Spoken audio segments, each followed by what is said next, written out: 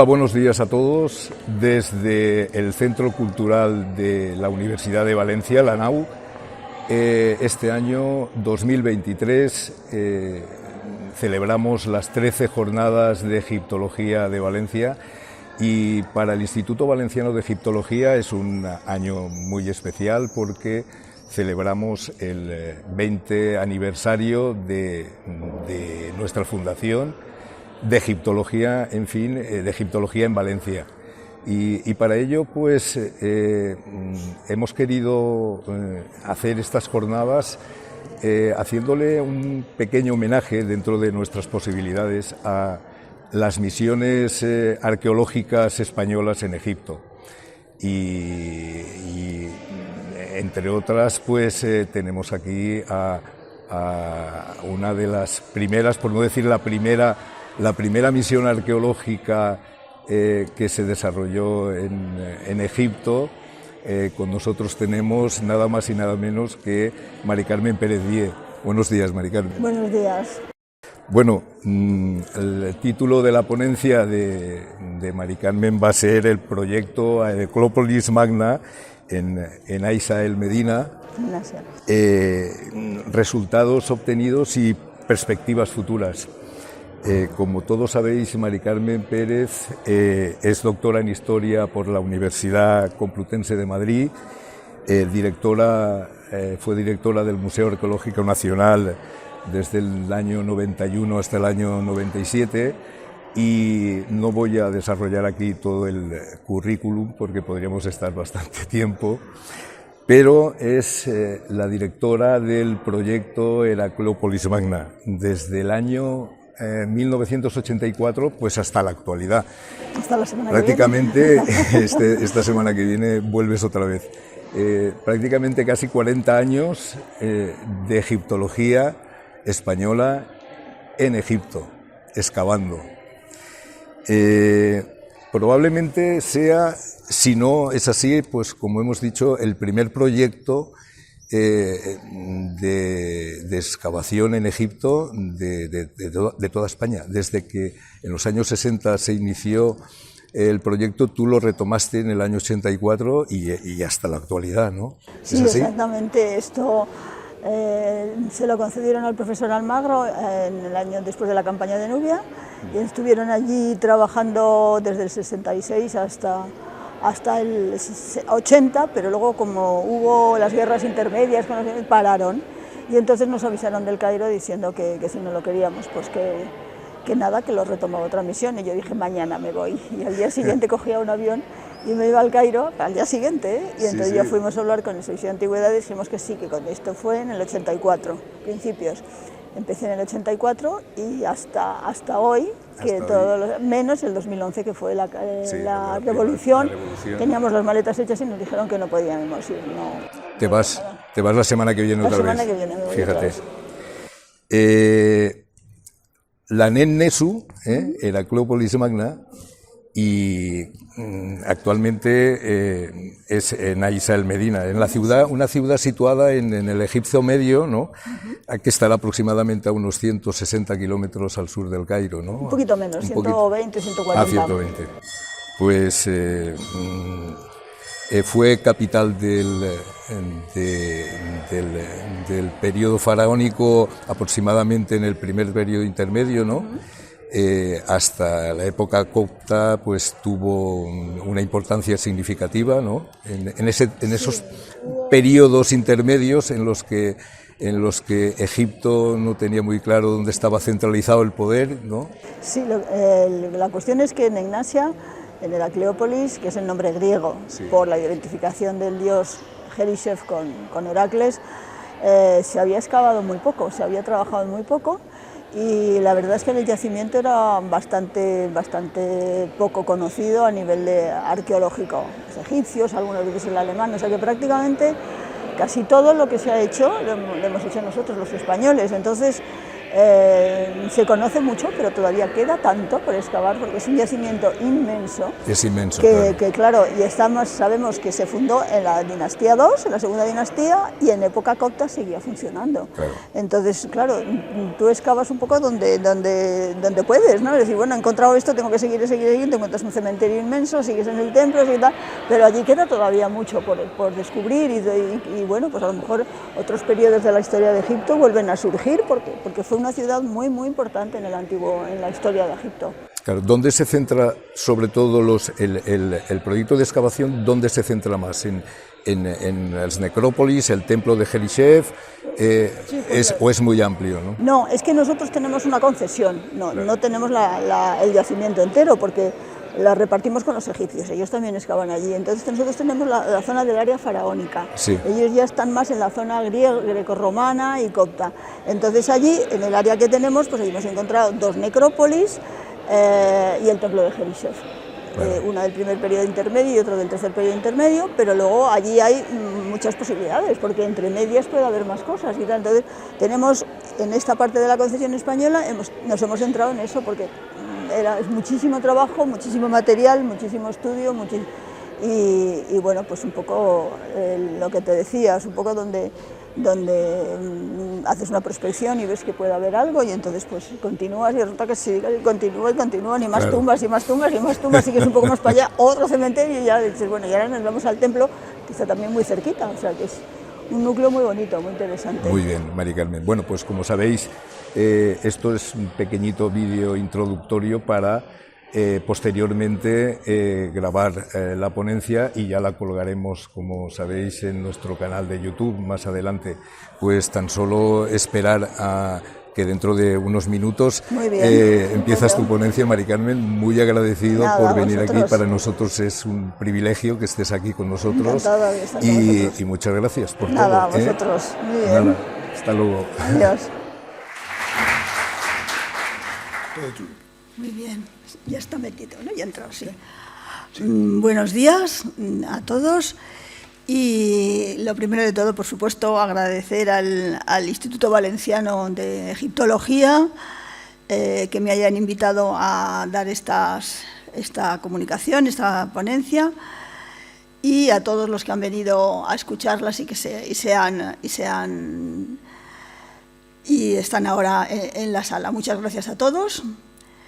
Y bueno, yo primero lo que les quería decir es que cambié un poco el título del proyecto de la conferencia, porque cuando me pidieron dije, bueno, pues perspectivas de futuro. El futuro en Egipto no se sabe nunca qué es lo que puede pasar, ¿no? Entonces prefiero cambiar un poco el texto y contarles al final, que será una cosa cortita, ¿qué hacemos nosotros en un día de trabajo en el yacimiento? Lo que es la antropología social, cómo hemos estado viviendo allí 40 años con la gente, en fin, me parecía curioso. Pero bueno, en realidad la conferencia es la misma, simplemente que con un añadido un poco posterior. A ver, para pasarlo aquí, ¿no? Vale, sí. Lo primero de todo, y como ya lo han comentado aquí un poco,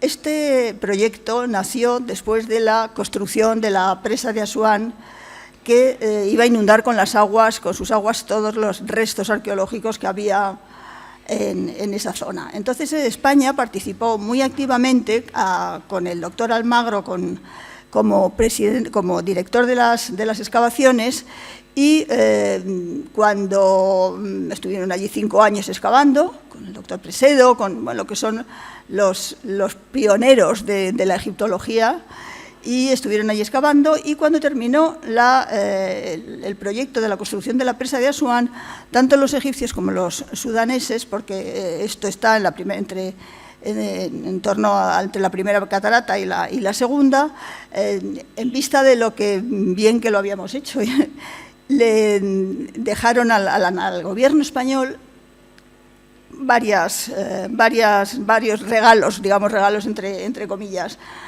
El primero fue ponemos aquí, vale, sí,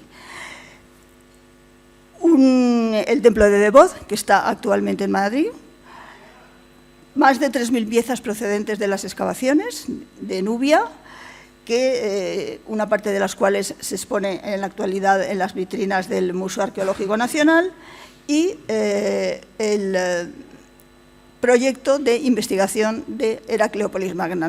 Nos cedieron a España, al profesor Almagro, este yacimiento, y bueno, dijeron inmediatamente que sí, porque era una zona, un sitio que se había excavado muy poco, y en fin, es un sitio muy difícil, un yacimiento que tiene mucha dificultad de excavación porque está muy revuelto, pero como prácticamente no se sabía nada, pues el profesor Almagro, porque yo desconozco en este momento por qué eligieron este sitio, porque podía haber elegido cualquier otro en esos momentos, pero bueno, allí estamos. Entonces, desde el año 66 hasta el 80, estuvieron trabajando con el profesor Presedo, el profesor Almagro, el profesor López, y luego ya, como hubo estos problemas de la guerra egipcio-israelí, pues entonces se pararon las excavaciones y tal, y un día llamaron de la Embajada de España en el Cairo, que nos dijeron, oye, los egipcios nos dicen que si no vais a volver, porque lleváis ya 4 años sin volver, que las concesiones tienen un tiempo, si a los 5 años no se continúan, pues las pierdes. Y entonces me llamó a mí don Martín, que yo ya era conservadora, ya había aprobado la oposición, y me dijo, mira que nos llaman, que si queremos seguir. Y yo dije, mañana, sáqueme un billete. Y al día siguiente me fui, al día siguiente, 2 días después, estaba en la Embajada de España en el Cairo y en el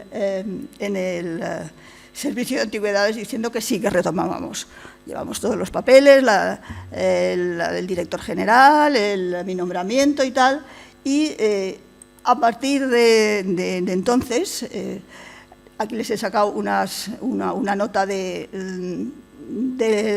cómo se gestó el Gobierno de España y el de la República Árabe de Egipto, en cumplimiento del acuerdo cultural firmado en enero del 67, acordaron realizar un programa de cooperación cultural en que se indicaba el deseo de promover relaciones amistosas entre los dos pueblos e incrementar la cooperación entre ellos en los campos cultural, científico y tecnológico. A partir de entonces, y mediante los distintos convenios de cooperación entre ambos países, se inició un proyecto pionero y largo en el tiempo adscrito al Museo Arqueológico Nacional. Las excavaciones en Heracleópolis Magna, en Nasi al-Medina, Beni Suef, que continúan en la actualidad. Entre el 66 y el 84 estuve dirigido por Martín Almagro, y del 84 al 2003 por mí, y en el museo hasta 1980 se pudo hacer reparto de excavaciones. Y yo ya no he pillado ningún reparto, porque en el año 80 la UNESCO dijo que ya no podía salir nada de Egipto, pero bueno, tenemos allí también una buena colección, que lo bueno que tiene es que, claro, tiene todo procedencia, contexto y tal, y pueden verla los españoles. Vuelvo un momentín detrás, porque bueno, aquí está el mapa de Egipto, aquí está el Cairo, nosotros estamos un poco más como a 120 kilómetros al sur del Cairo. Aquí se ve mejor. Aquí está Heracleópolis Magna, que es justo a la entrada del oasis del Fayum, depende del gobernador de Beni Suef y fue la capital del Nomo 20 del Alto Egipto. Aquí tienen una fotografía, porque una imagen de la vitrina del Museo Arqueológico Nacional dedicada a Heracleópolis, con las publicaciones que se han hecho, con fotos. Esta vitrina se puede cambiar, porque también quisimos que hubiera, aunque de hecho es muy difícil cambiarlo, porque tienes que cambiar las cartelas, pero bueno, por lo menos lo más representativo está aquí, en el Museo Arqueológico. Para situarnos, ya más o menos les he dicho dónde estamos a nivel geográfico. En Heracleópolis, en el actual Nasi al-Medina, esto está en una zona muy verde, es decir, nosotros alrededor no tenemos desierto. Siempre te haces la idea de que va a haber mucho desierto alrededor. Bueno, pues no, esto es el yacimiento, y como verán está todo rodeado de campos, porque estamos a la entrada del Fayum. Son unas tierras muy fértiles, constantemente llena en todos los años hay varias cosechas, es un sitio precioso, y esto es lo que es la antigua Nennesu, Heracleópolis Magna. Como verán, y fíjense bien en esto, está rodeado por aquí de una serie de aldeas de adobe, bueno, y ahora ya se van haciendo en ladrillo, y esto es, hubo un desplazamiento de la ciudad hacia el este y esta es la actual Egnasia el Medina, un pueblo completamente rural, nosotros estamos en medio del campo, y en medio está el yacimiento, que está protegido y ya se sabe que este era la antigua Egnasia Medina desde la época muy antigua. Si se fijan por aquí, aquí está el Bar el Yusuf, también está aquí abajo, que es un canal del Nilo que nace en Asiut y llega hasta el oasis del Fayum, y justo en el meandro este está muy cerquita de Egnasia. Entonces, más veces diré Egnasia y otras Heracleópolis, pero que sepan que es lo mismo. El Nilo no tuvo tanta importancia en esta ciudad porque estaba muy lejos, estábamos a 20 o 25 kilómetros del Nilo, entonces realmente fue el Bar el Yusuf el que mantuvo un poco más la relación con una ciudad, porque además esto llega hasta las necrópolis de Setmet y Mayana, todas estas necrópolis heracleopolitanas, y desde aquí se harían las procesiones, etcétera, que aquí tiene una vista del Bar el Yusuf, que es muy, muy grande, muy bonito.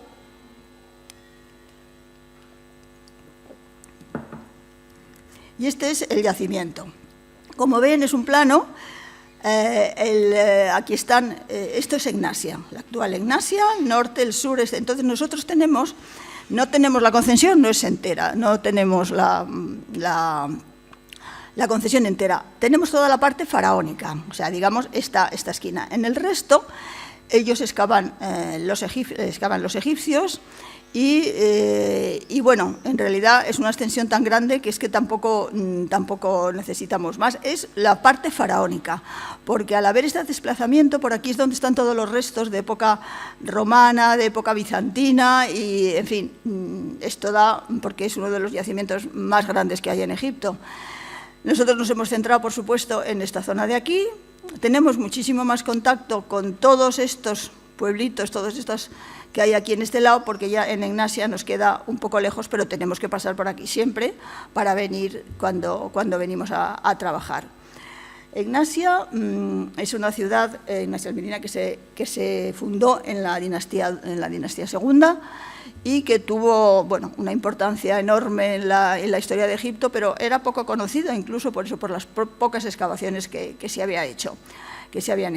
Entonces, el proyecto de Heracleópolis Magna, el que dirijo y el que inició don Martín Almagro, tratamos de estudiarla de forma holística, total, general, ver cuál es la relación entre los monumentos, intentar ver cuáles son los aspectos religiosos, sociales, culturales, en fin, y establecer cuáles han sido las aportaciones españolas a la historia de Egipto de acuerdo con lo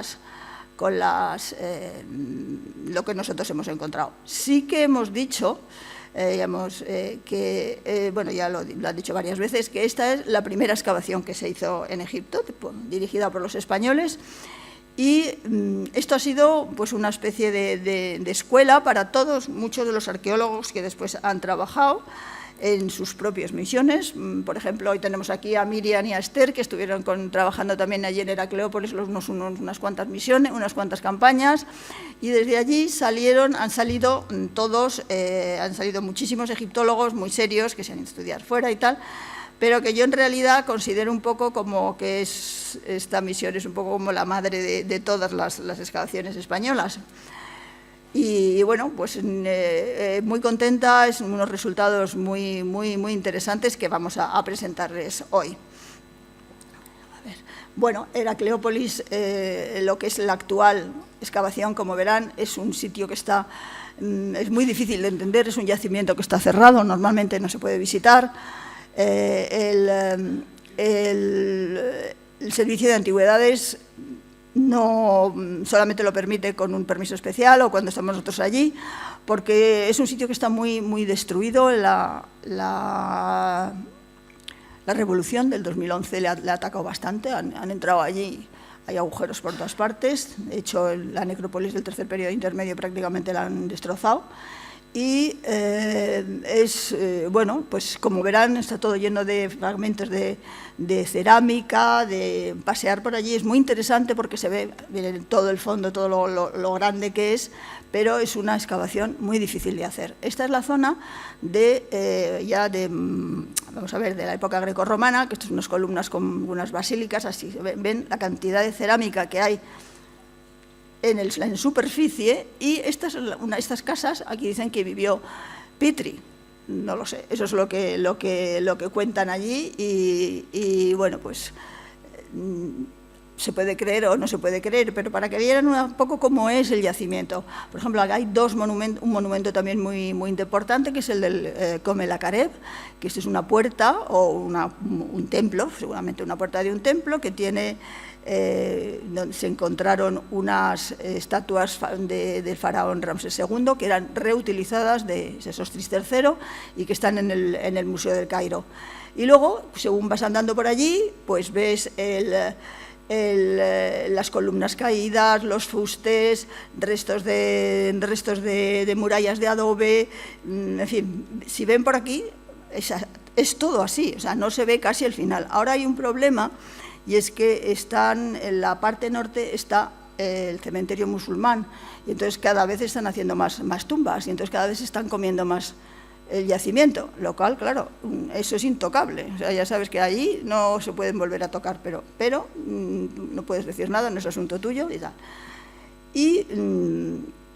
Y luego, bueno, pues las típicas fotos estas que nos hacemos todos, que son los trabajadores, la gente, las personas del equipo, los que han venido del uso a montar pie, en fin, esto es para que se vea un poco cómo trabajamos. Y luego los principales patrocinadores, que lo del patrocinio pues también es cada vez más difícil porque somos muchos para pedir y eso, pero bueno, todavía sigue habiendo.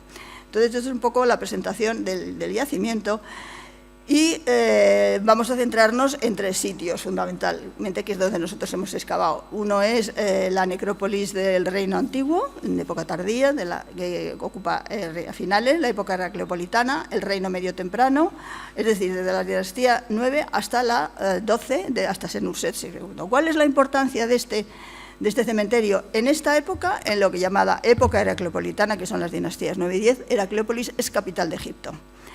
Es la capital de Egipto. La verdad es que solamente controla el norte del país. Hasta Siut era prácticamente, bueno,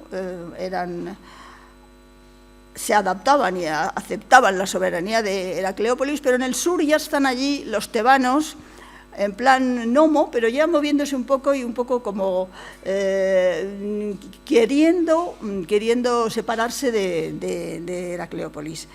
Entonces, bueno, pues nosotros esta necrópolis la encontró el profesor Almagro, y nosotros hemos continuado a partir del 2000, del 2000 al 2013 en esa necrópolis.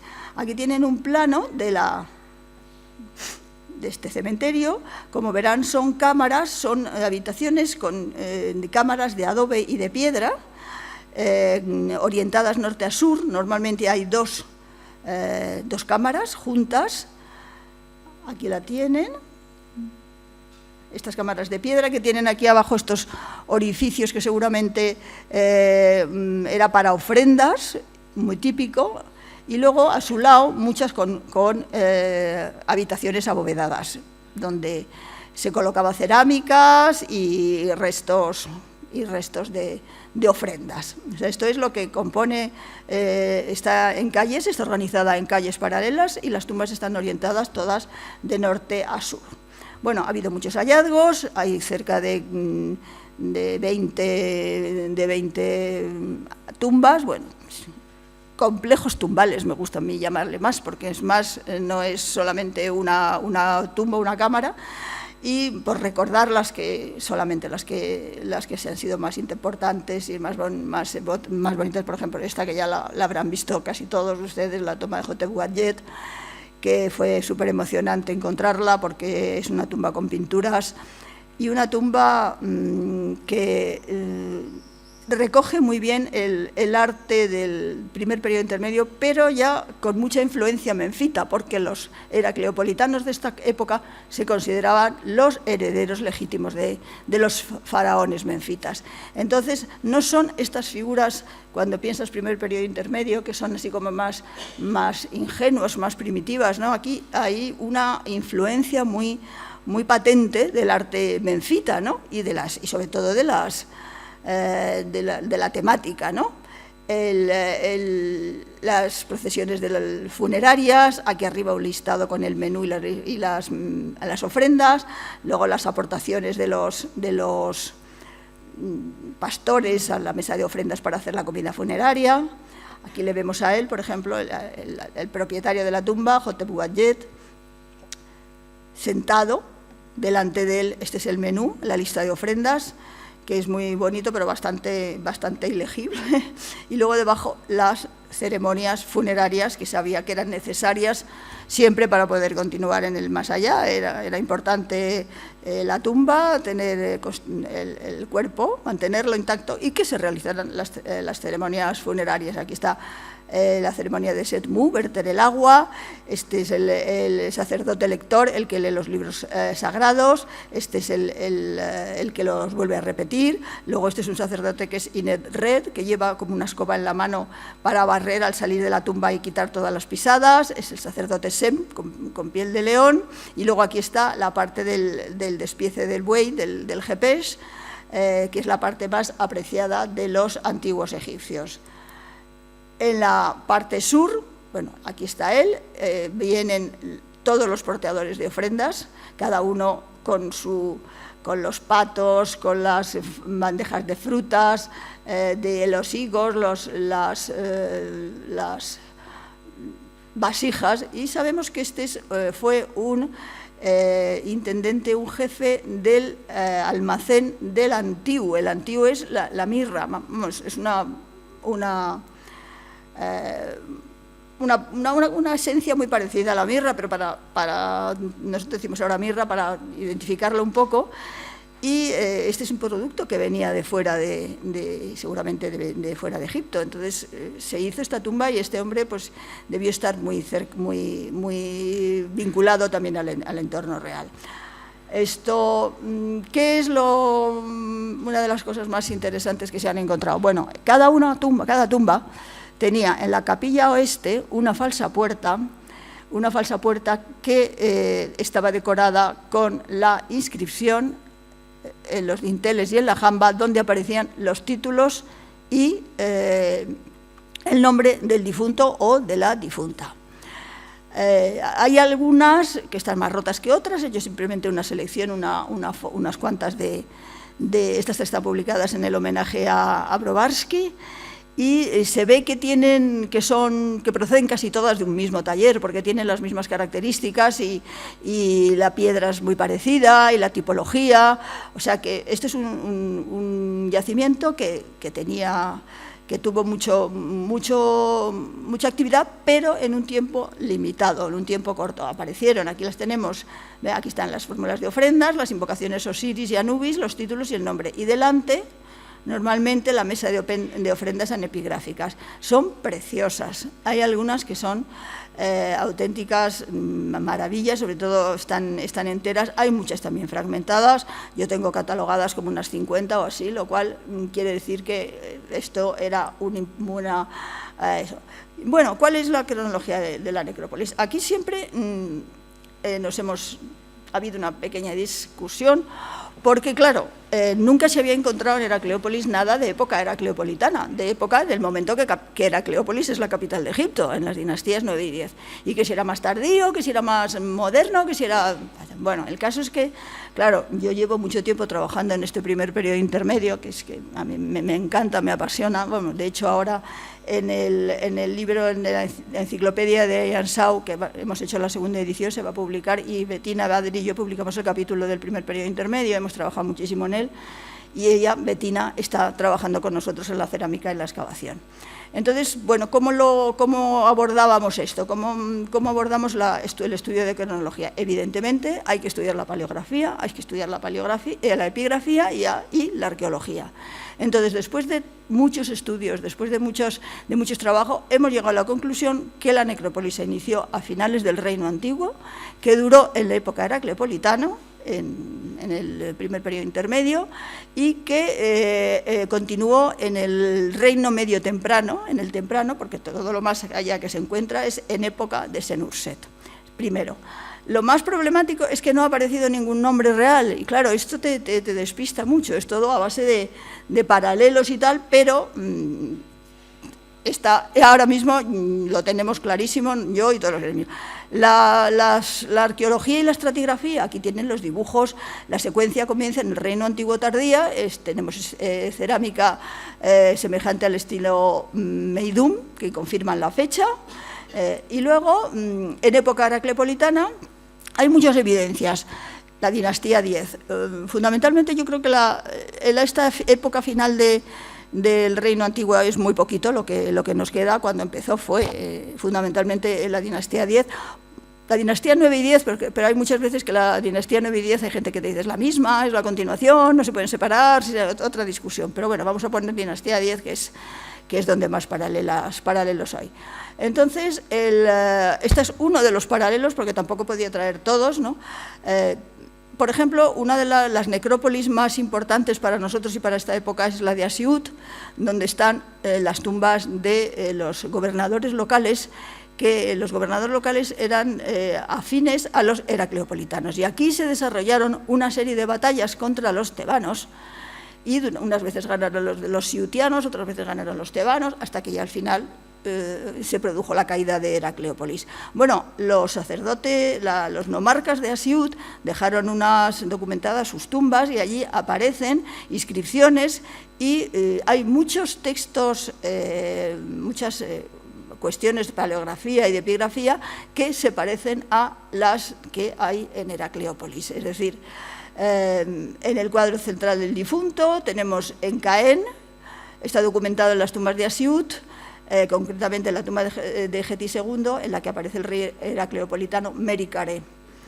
Entonces, esto lo han estudiado Browarsky, Spanil y Fischer, que dicen que esta mención puede ser perfectamente de época heracleopolitana, lo cual nos permite fechar muchas tumbas en este periodo. Esto es muy importante. Hay muchas más cosas, pero claro, yo podría dar una conferencia, estarme 2 horas hablando solo del PPI, pero tampoco es eso, ¿no? Pero aparte de eso, aparte del tema epigrafía, tenemos también la arqueología y la estratigrafía. Y en este caso hay datos para confirmar la construcción de tumbas durante dinastías 10, 11 y principios de la 12, porque se ha confirmado por la estratigrafía que se han reutilizado muchos espacios tumbales de época heracleopolitana a los inicios del Reino Medio. Es decir, la necrópolis no para nunca, sigue funcionando, pero durante los inicios del Reino Medio lo que se hacen allí son rituales. No sabemos exactamente cómo son, pero todos estos vasos que se colocan alrededor, que aparecen a cientos aquí abajo, y entonces, esto es posterior a la erección de la tumba, y estos recipientes están perfectamente fechados por Bettina Bader en los inicios del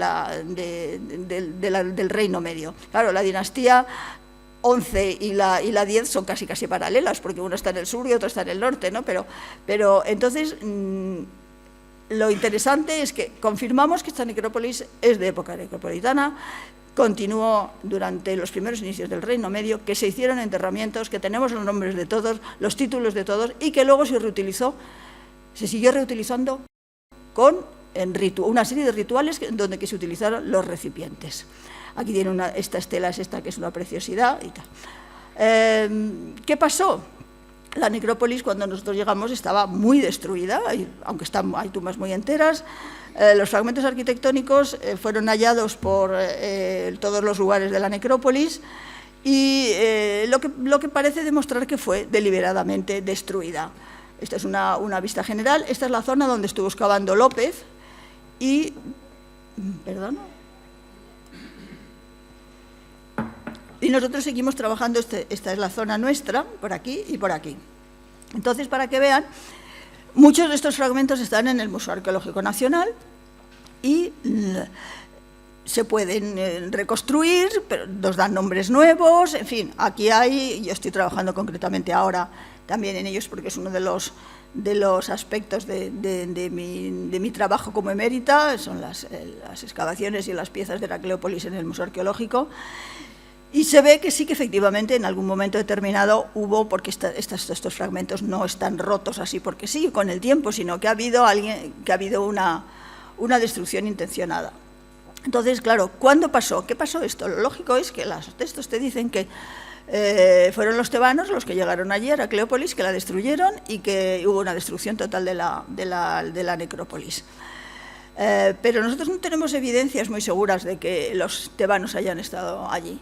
Entonces, no sabemos exactamente cuándo pudo pasar algo, no tanto destruirla, porque desde luego la necrópolis hay muchas cosas que están enteras, sino que una especie como de saqueo, no general, pero muy específico. Y un año yo me llevé a los bomberos de Madrid, les llamé y les dije, oye, vamos a ver, hay incendio, ¿os queréis venir? Y pero es que nunca hemos visto un incendio de hace 4.000 años, yo, da igual, pues vais a verlo ahora. Y hicimos allí una arqueología experimental, hicimos como un horno cerámico, metimos dentro ladrillos, a ver cómo quemaban, porque claro, nosotros veíamos todo muy rojo, todo, y qué rojo, qué quemado y tal. Y ahí vimos a ver cómo se quemaban los ladrillos y cuando ya lo vimos nos dimos cuenta que solamente había una parte en concreto que estaba quemada. No, los tonos que aparecen cuando los ladrillos están quemados son así, tonos negruzcos, tonos amarillos, pero que haya ambientes grandes de tonos rojizos, eso no quiere decir que hayan estado quemados, son problemas de un tema de subida del óxido férrico. Entonces, es como si hubiera llegado alguien y hubiera destruido algunas tumbas, o lo hubiera quemado y ya está, y ya la dan por amortizada. Pero le insisto, ¿quién hizo esto? La fecha es muy difícil, de momento no tenemos datos, pero que fue atacada, o sea, la tradición dice que Heracleópolis fue atacada intencionalmente por los tebanos de Mentuhotep II, y que estos soldados que están enterrados en Deir el-Bahar y con heridas de guerra son los que atacaron Heracleópolis y se marcharon, y a partir de ese momento Tebas subió a la categoría de capital de Egipto y Heracleópolis pues empezó a decaer. Yo no sé si lo vamos a saber ahora, a lo mejor yo no, porque ya no, pero vamos, debería, simplemente con que encontráramos alguna mención real o alguna cosa que pudiera demostrarnos un poco más qué es lo que ha pasado aquí. Bueno, la otra necrópolis en la cual hemos estado trabajando también mucho tiempo es la del tercer periodo intermedio, de las dinastías 22 a 24. Esta necrópolis yo le llamo necrópolis real, porque en realidad es donde se enterraron los hijos de los sacerdotes tebanos y los hijos de los reyes que estaban en Tanis. El material que encontramos así lo confirma. Son tumbas que se parecen muchísimo a las de Tanis, no sé si ustedes han ido a Tanis alguna vez, y se parecen mucho a este tipo de piedras así, estos debían ser las infraestructuras, con las losas grandes en el techo, en fin, aquí también, bueno, hemos hecho una restauración muy importante, colocar todo en su sitio, pretendíamos que esto fuera visitable y estuvimos 5 o 10 años, no sé cuánto, trabajando en ello. La necrópolis es muy espectacular, las tumbas tienen 3 cámaras, son 3 cámaras, y deberían de estar pintadas originalmente, pero prácticamente está caída, no queda nada. Esta necrópolis está encima de la necrópolis del primer periodo intermedio, porque debajo hay tumbas antiguas. Es decir, que hay toda una secuencia arqueológica en toda esta zona. Lo que pasa es que nosotros eso ya lo hemos dejado un poco, y donde esto es más fácil excavarlo, la necrópolis del tercer periodo intermedio, porque no pillamos el agua, que ahora ya les contaré, que es uno de los grandes problemas que hay en Heracleópolis. Las tumbas tienen 3 cámaras, una de ellas tiene un gran sarcófago de granito que estaba roto y desplazado, intentamos abrirla y dentro había un individuo que estaba también desplazado. Los techos eran estrellados, preciosos, y luego esto es la capilla central desde donde se organizaba el culto, porque todas las tumbas están colocadas alrededor. ¿Qué hemos encontrado? Pues muchísimas cosas y bellísimas, vasos, canopos, collares de corralina, de oro, euseptis a cientos. Yo creo que, que hemos sacado más de 3.000 o 4.000 euseptis, escarabeos, nombres, en fin. Pero aparte de todos los hallazgos, que por supuesto es emocionantísimo encontrar cosas, tanto la otra necrópolis como esta han aportado cosas muy nuevas a la historia de Egipto, porque no se sabía para nada, pues eso, como no se había trabajado, y la necrópolis del tercer periodo intermedio tiene muchas cosas que realmente son una aportación importante para la historia de Egipto. Las tumbas, estas que hemos visto ahora, las principales, eran para los gobernadores locales. Entonces, los gobernadores locales tuvieron el título de sacerdote, primer sacerdote de Jerisef, el jefe del ejército, el comandante y tal, y muchos de ellos fueron grandes jefes de los masaués. Los masaués es una tribu libia que entró en Egipto junto con los libu a finales del Reino Antiguo y que se instaló, y de ahí que posteriormente se fueron a Tanis, dando origen a la dinastía 22. Otra discusión, que no procedían de Heracleópolis. Sin embargo, se encontró una estela, la estela de Pasenor, que remonta toda una genealogía de 15 familias de la misma familia, y el origen lo daban en Heracleópolis, pero como no se sabía nada, pues nada. Nosotros hemos encontrado varias menciones a estos masaués de la dinastía 21, es decir, estaban allí antes de irse a Tanis. O sea, esto también es muy importante porque cambia un poco, hombre, no cambia así esencialmente, pero todas estas discusiones de que tenemos los científicos, los egiptólogos, que sí, Heracleópolis, sí, que sí, la fecha, pues estas cosas son las que vamos aportando con nuestro trabajo, ¿no? Entonces aquí están uno de los grandes jefes de los masaués, que es esto, a ver, Mes, aquí está. Ura Mes masaués, aquí está, el grande de los masaués, es el jefe de la tribu. Y luego sabemos también que todo el nomo fue enormemente una región muy fortificada, que había muchos fuertes, y que es una zona. Estaba en un sitio muy, muy interesante, a la entrada del oasis del Fayún, las rutas caravaneras, en el Medio Egipto, controlaba el norte y el sur. Y claro, aquí había grandes fortalezas donde estaban instalados los soldados, había incluso también soldados nubios, o sea que en esta época, en el tercer periodo intermedio, estamos hablando de dinastías 22 a 24, el territorio era un territorio muy fortificado, donde había era la cuna del ejército, y vamos, de hecho, los propietarios de las tumbas que nosotros hemos encontrado tenían todas estas titulaturas. Entonces, pero además, los hijos reales vinculados con la familia real tanita también los hemos encontrado allí. Se llaman muchos Osorkon, Sa-Neptawi, el hijo del señor de las dos tierras, Euseptis, el Sanesu, el Mermeshá, el jefe del ejército. Entonces, una reina que encontramos solamente unos cuantos Euseptis, que no se ha documentado nunca, es decir, que en esta época Heracleópolis era un poco el fiel de la balanza entre el norte y el sur. Querían tener buenas relaciones con el norte, con los hijos de los reyes tanitas, los colocaban allí para hacerlos gobernadores de la ciudad, pero también había hijos de los sacerdotes, de los sumos sacerdotes tebanos, o hijas que iban a Heracleópolis. Es el caso de Tanetamón, una tumba donde encontramos un ajuar fantástico. Y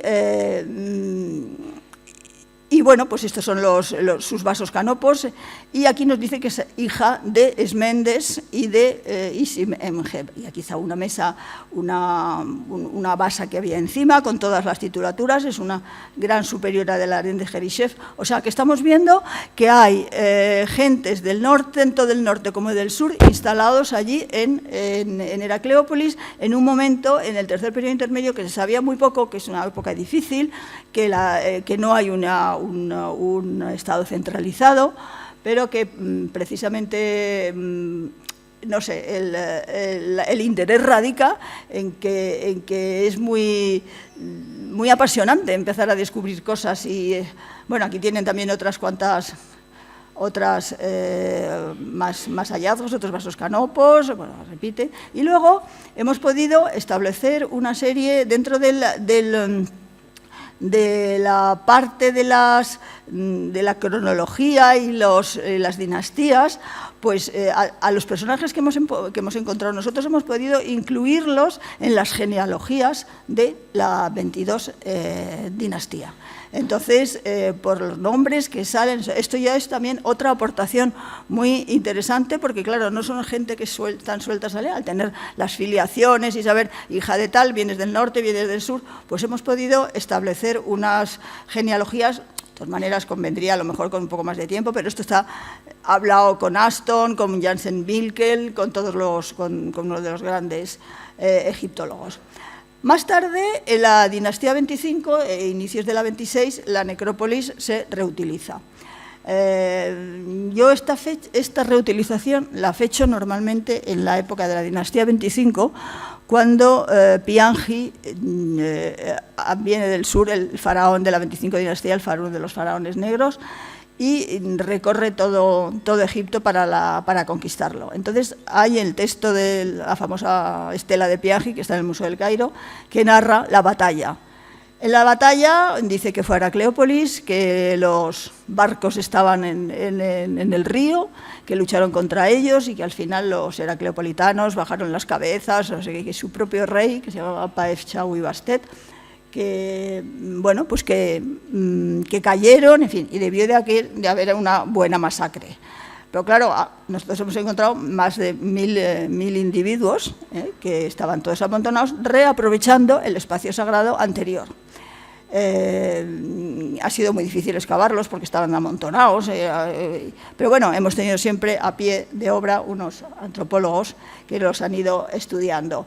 El ajuar que tenían era muy escaso, amuletitos, escarabeos, o sea, como, bueno, se tuvieron que enterrar con una serie de cosas con las que podían, pero yo lo fecho, creo que esto pueden ser la gente que cayó en la batalla con los cusitas.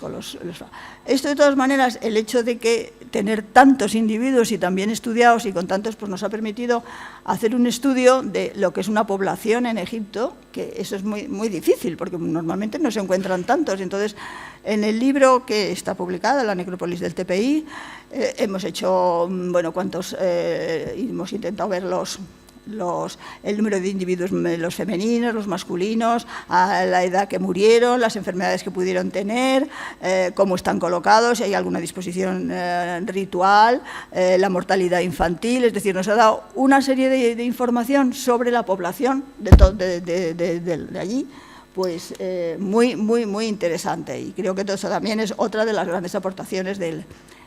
Esto es la necrópolis del TPI, la intentamos restaurar porque la habíamos encontrado con las losas caídas y tuvimos que hacer colocar estos soportes para poner encima las losas.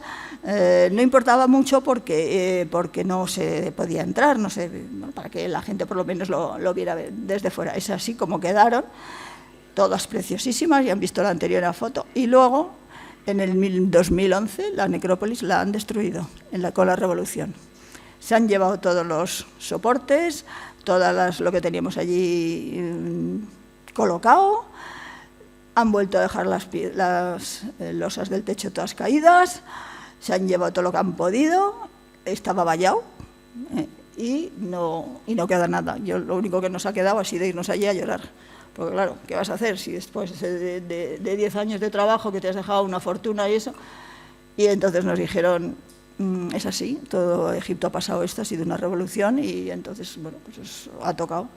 Y como está, afortunadamente, como está publicada, pues no es que no se pierda, sino que no es la cosa de... Y ya en torno a... dejamos la necrópolis y nos vamos... Perdón.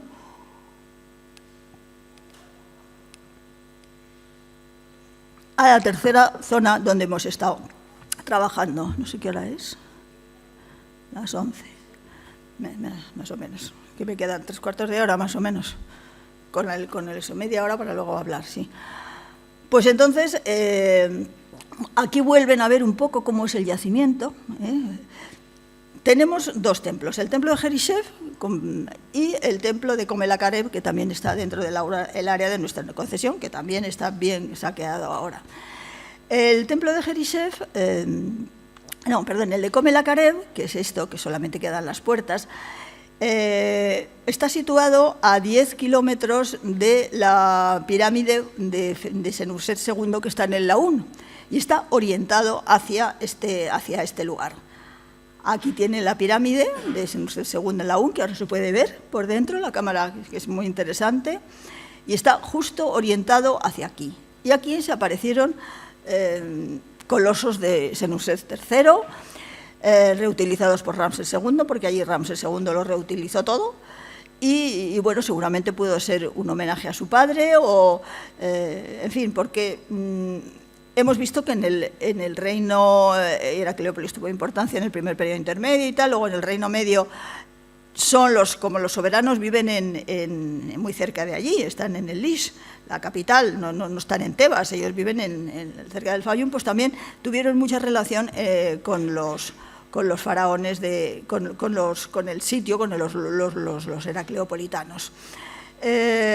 El templo es del Reino Medio, pero continuó y hasta hay cosas, ¿ven?, de época romana, ¿ven? Toda esta cerámica que hay alrededor está excavado así y bueno, pues esto es cerámica romana, pero está perfectamente alineado con el templo con la pirámide de Laún. El otro, el de Jerisev. El de Jerisev es donde estamos trabajando nosotros ahora. Y vino Belmonte a hacer unos estudios sobre las orientaciones de los templos y de la relación con los monumentos que teníamos encontrados, y nos dijo que la orientación del eje principal del templo de Jerisev pertenece a la familia canópica de orientaciones y que está asociada a la estrella Canopo, que es la segunda más brillante de los cielos egipcios antes y ahora.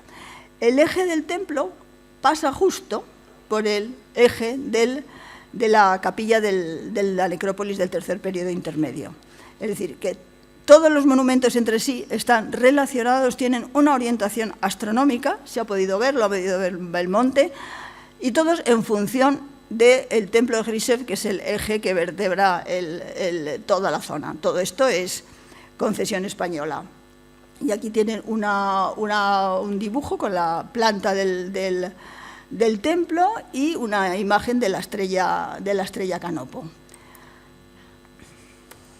Aquí tienen a Jerisev, el dios con cabeza de carnero y cuerpo humano, y a su esposa Hathor.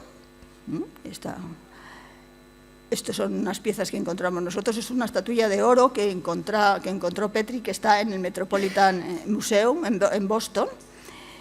Y Jerisev es un dios universal, un dios creador, un dios del agua, un dios de la fertilidad, tiene muchísimas competencias dentro de la esfera cósmica.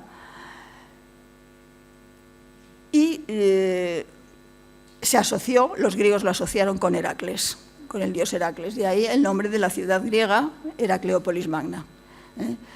Pero es una divinidad que tuvo suficiente entidad como para estar dentro de las principales del panteón egipcio.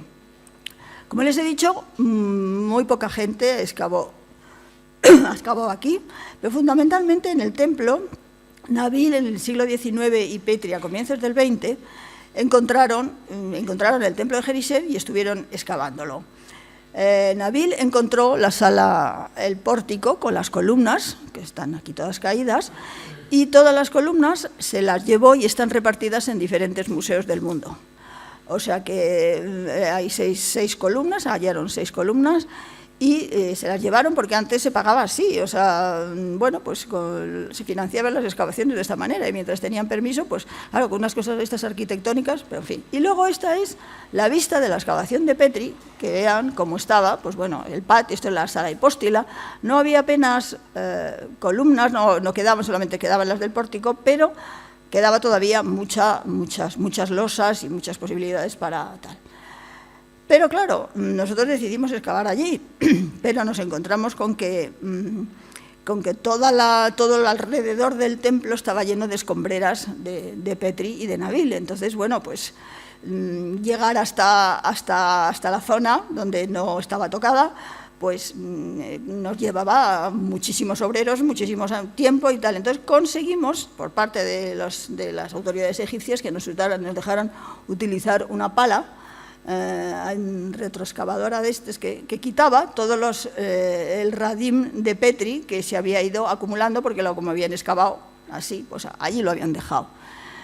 Entonces esto nos ha permitido ir un poco más deprisa, pero aún así pues la cosa ha sido complicado. ¿Qué metodología y lo que hemos hecho hasta ahora hemos utilizado? Fundamentalmente hemos tratado de excavar niveles no tocados por Petri, para poder aplicar metodologías más modernas, fotogrametría, escáner láser, etc. Estamos quitando las terreras antiguas y queremos excavar secuencias intactas de hace 3.000 años, porque es la única manera de enterarse. Hemos visto y hemos podido analizar diferentes sistemas constructivos que conforman el templo, fosas, sistemas de pozos con arenas. Conocemos la estrategia que diseñó el arquitecto para levantar los muros y saber qué recursos utilizó en el momento de la construcción. Se conoce en parte la cronología y la secuencia del edificio, pero necesitamos más muestras de cerámica, porque es lo que nos da para fechar, procedentes de rellenos bien excavados y aislados para saber cronologías absolutas. Donde antes había muros y piedras, ahora comienza a haber fases constructivas que se superponen unas a otras. Hay secuencias, antes solo había piedras. Esto permite analizar sobre hechos y no sobre los textos de Petri de hace 100 años y excavaciones realizadas a pico y pala, mezclándolo todo. Esa es una de nuestras aportaciones en lo que queda. Como verán, la verdad es que uno de los problemas, aparte de las terreras, es el agua. Allí el agua de la capa freática está a nada, te la encuentras, y más sobre todo cuando habla en la presa, sube e inunda todo. Entonces, el templo está inundado, pero tenemos nos han hecho un proyecto de dewatering, que lo ponen en marcha cuando vamos, que saca todo el agua, está funcionando y no la saca. Pero claro, hasta que llegamos no han hecho nada. Entonces, este es el templo cuando llegamos, esto es el templo. Entonces, claro, es horrible porque nos hemos una semana entera quitando esto. Esto es de un año para otro, ¿eh? O sea, que no es decir que esto lleva allí 15 años y no hemos hecho, no.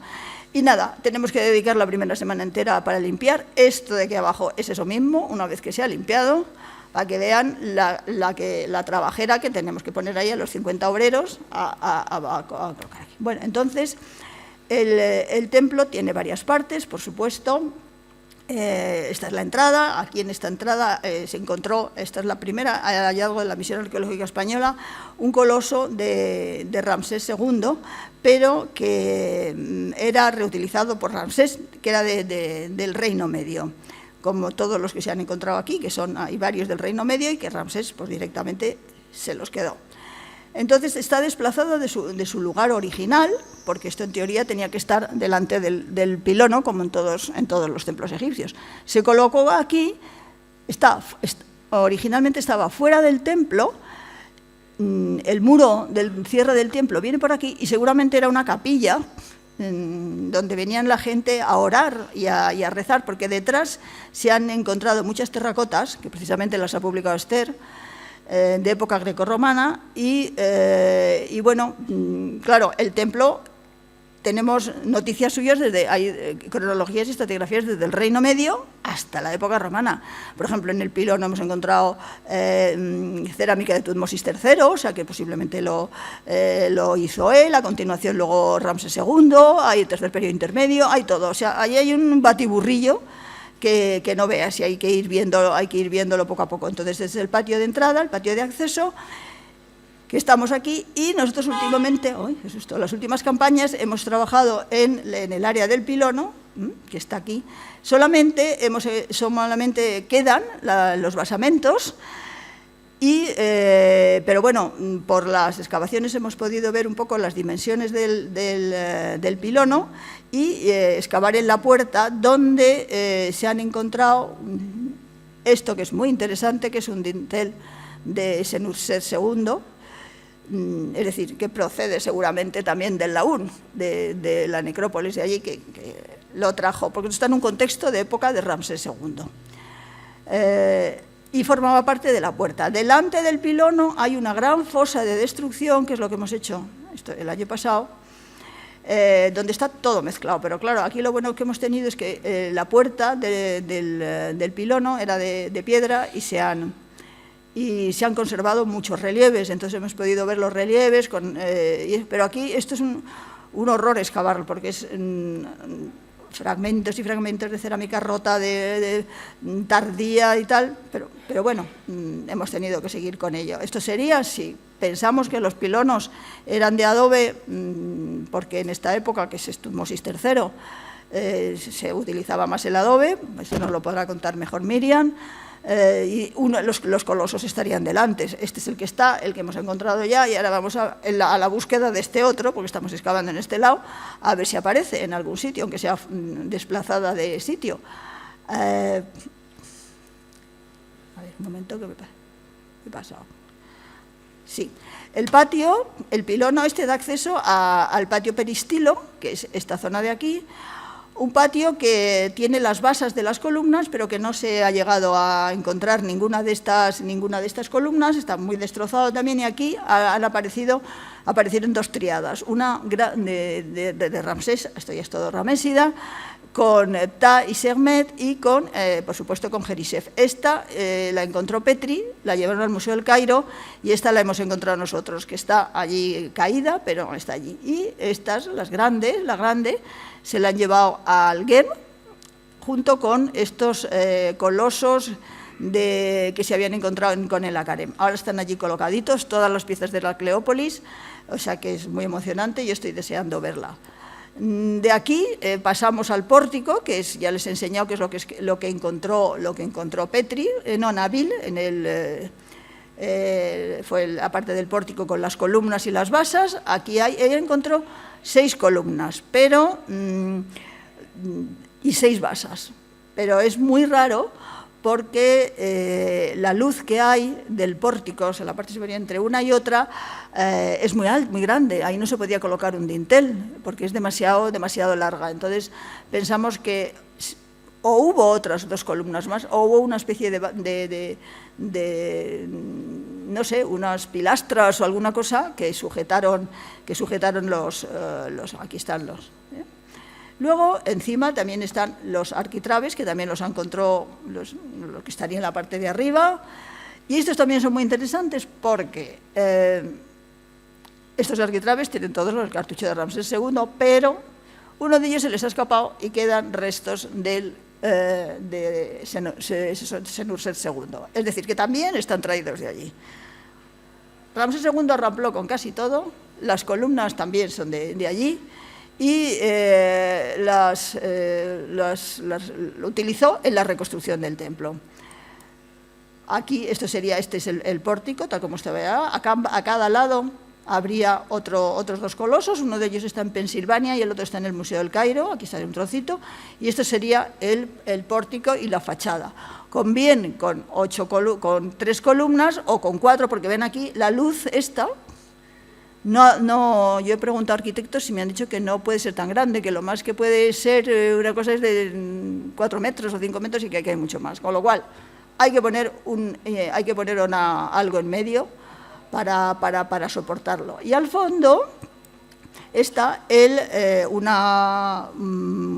una pared, la pared que conmemora una de las fiestas Hefset de Ramsés II. O sea que aquí se celebró, porque se han encontrado otras piezas sueltas que conmemoran esta fiesta Hefset, se hizo una más dentro del faraón. Encontramos, aquí están todos estos bloques caídos de la puerta del pilono, los fragmentos de la triada, esto es tal como los encontramos nosotros cuando empezamos a trabajar. Entonces, bueno, claro, lo primero que se hizo fue restaurarlos, limpiarlos y pensar en una especie como de museo al aire libre, construyendo unos pedestales para colocar encima las piezas, más o menos cuando sabíamos dónde estaban, colocarlas allí, y si no, pues en una zona lejana. Lo que pasa es que eran unas piedras, unas losas muy grandes, y tuvimos que llamar a un equipo de Luxor, el Rais Gamal, que mueven las piedras, pues mira, casi como en época egipcia, ¿no? Pero lo mueven todo, y entonces hemos colocado sobre estos pedestales, que además se pueden quitar en cualquier momento, o sea que no molestan para nada, y se han colocado encima las piedras, las losas y los fragmentos de las paredes del templo y todo esto. Por ejemplo, aquí tienen una, que estoy yo con el Rais Gamal, en el momento de levantarla, que nos apareció esta hermosísima imagen de Jerichev con Hathor detrás, y esto es de la puerta del pilono, que es toda en granito, ¿no? Y, por ejemplo, el coloso, como lo levantaron, lo sacaron porque estaba hundido, y bueno, el muro de cierre venía por aquí, entonces este es el momento que lo están moviendo, y yo les dije que tenía que dejarlo en el mismo sitio donde estaba. Bueno, pues fue emocionantísimo también, porque mire, con los rulos estos, montándolo con maderas, o sea, yo decía, bueno, esto es igual que la época de los faraones, ¿no? Y, por supuesto, hicimos un proyecto de montaje, de reconstrucción del pórtico, que lo dirigió María Antonia Moreno, y los bloques, todos estos como los encontramos del pórtico, que estaban todos removidos y caídos. Se hizo un proyecto de restauración y están colocados todos en su sitio. Delante las basas, luego en medio hemos encontrado unos tambores de columnas, sobre los cuales que también están escritos con el nombre de Ramsés, y sobre ellos estarían las columnas que les he enseñado anteriormente. Esto es un poco lo que estamos pretendiendo hacer, un museo al aire libre. ¿Ves? Hemos colocado aquí las triadas, esto es en su sitio el coloso, la escena de Jerichev con Hathor, y esta es una reconstrucción que, bueno, esto salió una noticia en ABC, y nos hicieron, yo les di una documentación y hicieron esta reconstrucción, que es bastante parecida, pero que hay que corregir cosas. Lo que pasa que yo les he dicho que, bueno, necesito permiso para tocar este PAM. Y digo, bueno, como ahora vamos a ir, ya cuando volvamos... Y entonces me dijo el que lo había hecho, no te preocupes, porque yo, si me dices lo que hay que corregir, yo te lo corrijo y te lo doy. Entonces, como vamos ahora y vamos a estar trabajando aquí, todo lo que haya que corregir, pues se corrige y se da. Entonces, ¿cuáles son las aportaciones? ¿Qué es Heracleópolis Magna? ¿Qué es Ignacia Medina? Hemos documentado casi todos los periodos de la historia de Egipto y hemos aportado cosas nuevas. Reino antiguo, época heracleopolitana, reino medio, reino nuevo, tercer periodo intermedio, periodo tardío, época grecorromana y copta. Es decir, se manifiesta que Heracleópolis fue una gran ciudad, un gran yacimiento, un sitio muy, muy, muy importante, y que aunque, la destrucción se hizo, desde luego, a final del primer periodo intermedio, y si no hubieran perdido los heracleopolitanos, Heracleópolis sería ahora la capital de Egipto, no sería Luxor, no Tebas. Pero bueno, ganan los que ganan, imponen a sus dioses, imponen y en este caso Heracleópolis perdió, y entonces perdió esa cosa de la capitalidad, pero siempre estuvo ahí como una de las grandes urbes de Egipto. Y ahora les voy a contar lo que les dije un día, pues un poco de antropología social, de lo que hacemos así nosotros. Nosotros vivimos en Beni Suef, porque allí en Ignacia no hay nada para vivir, y Y bueno, hay un pueblo, hay eso, pero no hay hoteles, ni quisimos una vez alquilar una casa y fue un desastre porque allí no había nada, no había ni colchones. Bueno, total, estamos a 20 kilómetros. Y nos resulta más cómodo irnos desde Benissuef, cogemos eso y nos vamos allí. Nos vamos al yacimiento a las 6 de la mañana y estamos allí hasta las 6 de la tarde. Estamos todo el día y luego volvemos. Salimos del hotel, estamos en el hotel, esta es la plaza principal, hacia la excavación, y aquí esta es nuestra furgoneta que nos viene a buscar, la tenemos todo el día con nosotros, y nos vamos, por supuesto, el primer día a la entrega de los documentos y los permisos en el Taftis de Benissuef. Allí estamos todos los componentes del equipo, los dicen los inspectores que vamos a tener, que nos acompañan constantemente, y nos subimos a nuestra furgoneta, camino de Naxia. Tenemos que irnos por un camino rural, porque este es un pueblo totalmente rural, y entonces, bueno, pues cogemos la camioneta, nos metemos a Parell. Claro, recorrido por Benissuef, a estas horas pues no hay nadie, porque son las 5 o las 6 de la mañana, están las calles vacías, y lo que les decía, el paisaje es maravilloso, es todo como el Fayum, verde, lleno de cosechas, muy campesino, muy rural, es el Egipto auténtico, es el que nosotros conocemos, el auténtico Egipto, nada.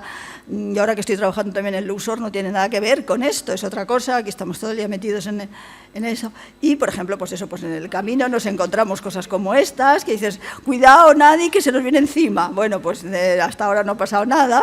Luego las madres que ya van llevando a los niños al colegio, todo esto es el camino de Benissuef hasta Egnasia, hasta el yacimiento. Lo primero que vemos al llegar es un alfarero. Ya estamos llegando al site, después de recorrer los 20 kilómetros, y a la entrada de Egnasia está la alfarería, que siguen haciéndolo con la misma tradición de antes y con las mismas tipologías.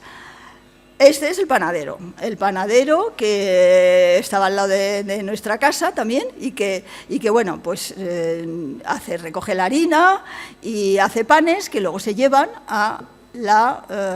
para distribuirlos y para venderlas a la gente que vive allí. Fíjense en esto es la carretera que viene de Benissuef, viene por aquí. Aquí ahora no hay nada, atravesábamos el yacimiento, las casas están a borde de yacimiento, y esta casa, que estábamos aquí haciendo unas medidas, esta casa que está aquí, la quiso comprar don Martín Almagro en su tiempo. Era muy barata, y cuando él llegó allí, quiero esa casa, y le dijeron no, porque está encima del yacimiento y la vamos a tirar. Bueno, pues allí sigue, ni la han tirado, ni nada de nada, ni la hemos comprado, que nos hubiera venido estupendamente tener algo allí, porque es que claro, quieras que no, el hotel de Benissuef está lejos, está caro, y eso, pero bueno, no pudo ser. Entonces, fíjense en esto, como es prácticamente el yacimiento, está dentro del pueblo, o el pueblo dentro del yacimiento, yo no sé cómo llamarle, pero es así todo, lleno de cerámica, el suelo, montículos, en medio el campo de fútbol, porque claro, en algún sitio tienen que jugar los chicos, ¿no? Entonces, ahí están, por la tarde organizan sus partidas y tal. Ahora ya dejan menos, pero aquí toda la vida este ha sido el campo de fútbol de la gente de Egnasia. Venían para acá y luego tú pasabas por aquí y estas eran las casas, aquí estaban las cuerdas de tender, esto ya es yacimiento, todo esto y todas las casas, las puertas daban aquí. Claro, tú te acordarás también, Esther, que pasábamos por delante, y entonces, porque Esther estuvo 2 o 3 años conmigo, y entrabas, un té, otro té, y otro té, y que si fulano, que si no sé cuántos, de hecho, yo tengo una hijada que se llama Carmen, otra familia copta también, a la niña la pusieron Esther por ella, o sea que allí teníamos una plena iteración con la gente de toda esta gente que vivían en las aldeas, estos Sheikh Soleiman. Pues esto, aquí estaba la gente y vivía los animales, bueno, y lo que pasa es que hace como 5 o 10 años han vallado el yacimiento, todo entero, todo entero, han hecho una valla para que la gente no pase y para que la gente no transite por allí. Entonces, bueno, pues un poco este contacto con la gente se ha perdido, porque, claro, tienes que salir, ¿y a dónde vas? ¿Por qué te metes? ¿Por qué vas a esa casa? ¿Qué haces? Y a mí me da mucha pena, porque, claro, además, ¿sabes qué pasa? Que la gente lo que hace es utilizar esto, dice, ah, sí, muy bien, pues la basura para este lado. Y entonces al final te encuentras con que todo este lado es el basurero de la gente que vive al otro lado. Por ejemplo, ¿veis? Toda la zona, los animales se han quedado dentro y tal, pero la valla nos ha quitado mucha relación con la gente. A mí me ha dado mucha pena porque hasta entonces éramos como uno más. Yo he visto tres generaciones allí, los conozco a todos y sigo conociendo a algunos, pero bueno, son kilómetros y kilómetros de valla, ¿no? Cuando estamos llegando ya a nuestra casa, ya están las niñas esperándonos, todos quieren currasas, bolígrafos, chocolates, no sé qué y tal, bueno, botellas, todo eso. Las niñas y los niños, claro, allí nos esperan para que les demos cosas, para hablar con ellos, para hacernos fotos, ¿cómo te llamas? What's your name? Y es como una comunicación muy directa con ellos. Y luego tenemos allí una casita construida que se hizo en el 88, pequeñita, que aquí no se puede vivir porque no hay sitio, no es para eso, como verán, rodeados siempre de policía, todo el tiempo con policía alrededor, no podemos movernos, ahora ya un poco mejor, pero durante años, como este era el sitio más peligroso de Egipto, donde estaban todos los malos, no, hemos estado siempre con policía, con el ejército, en el coche y tal. Esto es el principio, pero miren ahora qué bonita está, porque le hemos puesto árboles, hemos hecho un sitio aquí para que se puedan sentar los vigilantes y los guardianes, que ya hay asientos vigilando, y luego, bueno, la casita es esta. Bueno, aquí les enseño el contador de la luz, que lo he tenido que cambiar, porque de repente un año me vinieron diciendo que debía 10.000 libras de luz. Y yo, bueno, ¿pero qué es esto? Si yo que estoy aquí, es que se había conectado todo el pueblo a mi contador. Total, que ya llegué a un acuerdo con ellos y les dije, 10.000, bueno, os doy 600, y yo, si estáis de acuerdo, sí, bueno, vale, ¿qué más da? Y al final ya lo hemos cambiado y ya parece que funciona mejor. Y este año hemos tenido que comprar un aire acondicionado, de estos, un cooler de estos, porque hacía un calor, estábamos a 50, el año pasado estuvimos en junio, a finales de junio, hacía un calor de la muerte pelona, y al final hemos comprado esto, que al final ha sido un regalo mío, porque como es una cosa que no se puede comprar porque es material inventariable, pues tuve un pollo con alguien, no lo digo con quién, porque dije, bueno, mira, lo pago yo y lo regalo a la misión, porque es que nos va a dar algo, ¿no? Aquí trabajar a 50 grados, y no, eso ya nos anima mucho. Entonces entramos a la casa, en la casa está, en esta primera hay una zona, un ala, que es donde están las mesas de trabajo. Aquí comemos, estudiamos, trabajamos y de todo, se recoge. Y luego en la parte última, ahí hemos puesto una cortina de baño para separar, y hemos puesto aquí la cocina. La cocina, que es una cocinita de gas, del butagás, y aquí viene el cocinero, compra y se lo pone en su mesa y luego nos hace la comida, porque claro, aunque comemos poco, para no eso, como estamos trabajando todo el día, algo tenemos que comer y necesitamos a alguien que nos venga. Y luego la siguiente habitación es donde están los productos de restauración y donde se hace la zona de dibujo. María Antonia Moreno, que también trabaja con Miriam, dice que es el laboratorio de Egipto mejor, que haya visto muchos, pero que aquí hay de todo, porque ella cada vez que vamos me dice unos clavos con ¿qué hay que comprar, María Antonia? Esto y esto y todo. ¿Lo vas a usar? Sí, bueno, y hay de todo. O sea, que si necesitáis algo, pedírmelo a mí, que nosotros lo tenemos allí seguro. Y luego, pues estas normalmente siempre nos hacen regalos de comida, todos son los inspectores, estos son inspectores, está la inspectora de este año, Taisir, las restauradoras, y todos los años nos hacen alguno de ellos comida, con lo cual casi que todos los días tenemos comilona y fiesta. Entonces esta es una de las de este último año que nos trajeron aquí para invitarnos, porque la gente es súper amable.